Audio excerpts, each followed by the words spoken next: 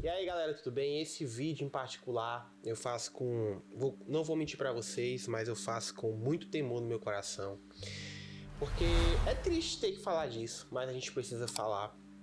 Que é sobre a quantidade de pecados sexuais que tem acontecido no meio evangélico. Como que a gente se relaciona com isso? O que é que a gente faz diante disso? O que é que a gente se comporta a respeito disso? Bem, pessoal, eu não quero, não se preocupe, nesse vídeo eu não vou citar nome de ninguém, não vou citar ministério de ninguém.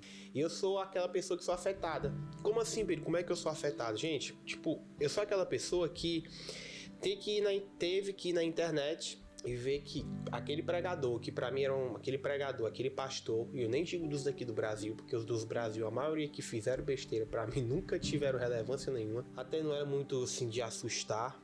Alguns sim, não vou mentir, alguns me pegou de jeito, mas enfim. Mas você vai naquela pessoa e você tem que receber aquele baque. Caraca, macho, essa pessoa fez isso, né? Tipo, é sério, esse cara era considerado uma referência pra mim, esse cara é considerado um alvo que a gente um ministério que a gente tentava usar como referência.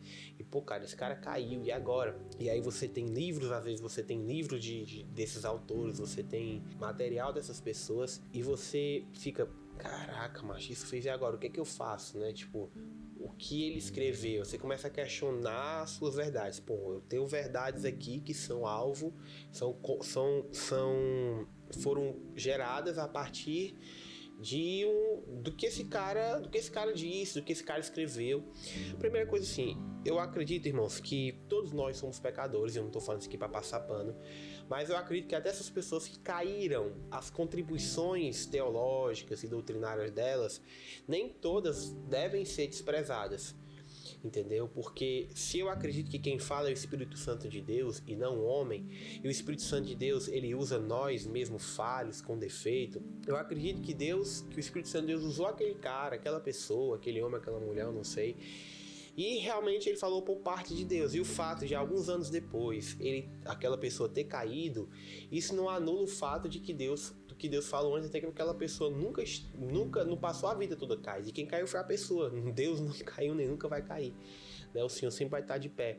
Se nós entendemos que aquilo que nós falamos, pregamos, entendemos, ensinamos é fruto da ação do Espírito Santo de Deus, então nós temos que ter meio que uma licença poética para saber realmente discernir, como a palavra de Deus diz, de julgar os espíritos, né? Julgar aquilo que está sendo explicado. Então, a gente vê isso mesmo até na história da igreja. Muitas coisas, por exemplo, muitos pontos teológicos que nós temos hoje, que nós acreditamos, que nós nos movemos, vieram de homens que em alguns momentos fizeram besteira. Tem um cara, se eu não me engano, o nome dele é Orígenes, um dos grandes teólogos da antiguidade. Ele teve uma contribuição enorme na teologia. Pra vocês terem noção, foi ele que criou, né, a teologia sistemática. E esse cara, ele fez muita besteira, tipo assim, no final da vida dele, ele fez algumas coisas erradas, entendeu? Mesmo assim, até hoje, o que ele entendeu, o que ele ensinou nos ajuda. Então, para mim, a primeira forma de relacionar é com isso, é realmente ter uma maturidade em Deus para saber separar aquilo que realmente vem do Senhor, aquilo que não vem do Senhor. Entender que o homem é diferente o homem é diferente daquilo que ele carrega e tudo mais, que o que a gente carrega vem de Deus. E também tem que ter cuidado para não se apegar tanto nisso e acabar se enganando com ensinos que não veio de Deus, mas de uma natureza caída. E a gente também se preocupar para também não ficar procurando um ministro perfeito. O segundo ponto, pessoal, é que a gente tem que lembrar que a nossa referência é Cristo. Jesus é a nossa referência. A palavra diz que aquele que está em pé, cuide para que não caia. Então a nossa referência é o Senhor, tá? Então o nosso papel é: poxa, meu pastor tá me ensinando isso aqui, esse cara que é uma referência para mim tá me ensinando isso aqui, como que eu vou lidar com isso? Eu vou lidar na Bíblia.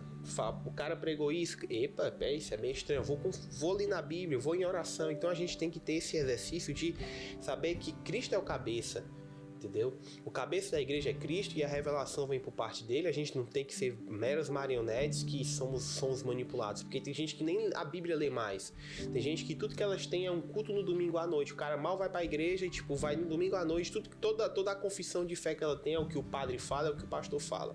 E o terceiro ponto e último ponto é que a gente precisa entrar em uma realidade de entender, pessoal, que só vai ficar nesses dias, só vai prevalecer os fiéis, sabe? Em meio a todos os escândalos que eu vejo, irmãos, eu sinceramente, o meu coração se enche de temor ao Senhor. Às vezes eu corro para os pés do Senhor, de Deus tem misericórdia de mim, Senhor.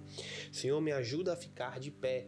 Porque todas essas pessoas que estiveram de pé um dia e talvez tiveram relevâncias e talvez pensaram, poxa, eu nunca vou cair. Eu acho que muitos desses pastores e homens que eram homens de Deus e que fizeram tanto erros, cometeram erros tão absurdos, eles não começaram seu ministério pensando em cair. Talvez no decorrer de todo o seu ministério, nem sempre eles foram pessoas caídas, mas as circunstâncias, talvez o relaxamento na fé, talvez as muitas agendas, talvez a sensação de blindagem cristã, achou que ele nunca ia cair.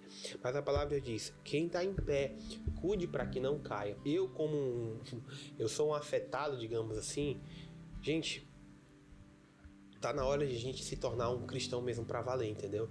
Tipo, cara que realmente leva a sério o Senhor, tipo, nos mínimos detalhes, sabe? De ler a Bíblia, de orar, de buscar a Deus, de jejuar, de gastar tempo no Senhor, de se preocupar realmente em ser santo, de às vezes a gente parar e pensar, cara, será que isso que eu tô fazendo é correto?